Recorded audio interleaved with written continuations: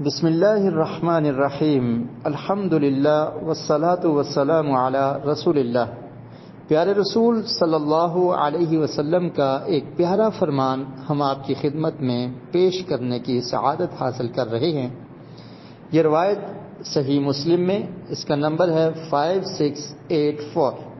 اس کے راوی ہیں عبداللہ بن عمر رضی اللہ عنہما عن النبی صلی اللہ علیہ وسلم قال لا يقيم الرجل من مقعده ثم يجلس فيه ولكن تفسحوا وتوسعوا۔ رسول مکرم صلی اللہ علیہ وسلم نے ارشاد فرمایا، کوئی آدمی کسی آدمی کو اس کی جگہ سے اٹھا کر خود اس جگہ پر نہ بیٹھے، لیکن اگر مجلس میں جگہ کم ہے تفسحوا وتوسعوا، وسعت اختیار کر لو اور کھل جاؤ۔ اس روایت میں مجلس میں بیٹھنے کے آداب کا ذکر ہے۔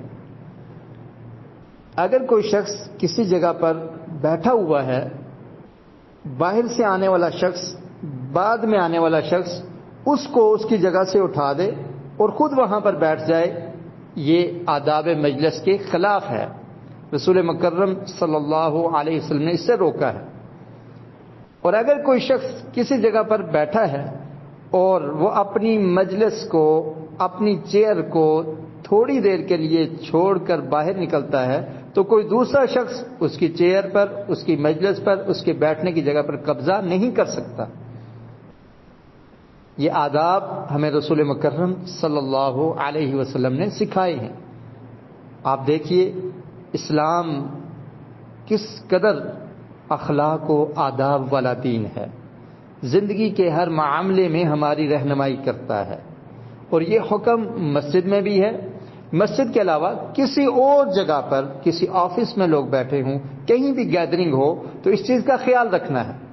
اگر جگہ تنگ ہے تو پھر یہ کہہ دیا جائے تفسحوا وتوسعوا کہ وسعت اختیار کرو اور لوگ تھوڑا سکڑ کر بیٹھ جائیں اور نئے آنے والے افراد کو جگہ دے دیں۔ لیکن ایسا کرنا درست نہیں ہے کہ کسی شخص کو اٹھایا جائے اور خود وہاں پر بیٹھ جائے، یا کسی شخص کے لیے جگہ خاص کر دی گئی ہے کہ اس نے وہاں پر بیٹھنا ہے، یا پہلے سے وہ آ کر اس جگہ پر بیٹھ چکا ہے اور کسی کام کے لیے اٹھا اور دوسرا شخص اس کی جگہ پر قبضہ کر لے، یہ بھی درست نہیں ہے۔ اللہ رب العالمین سے دعا ہے کہ اللہ تعالی ہمیں احادیث رسول صلی اللہ علیہ وسلم کو پڑھنے کی، سمجھنے کی اور ان پر عمل کرنے کی توفیق نصیب فرمائے۔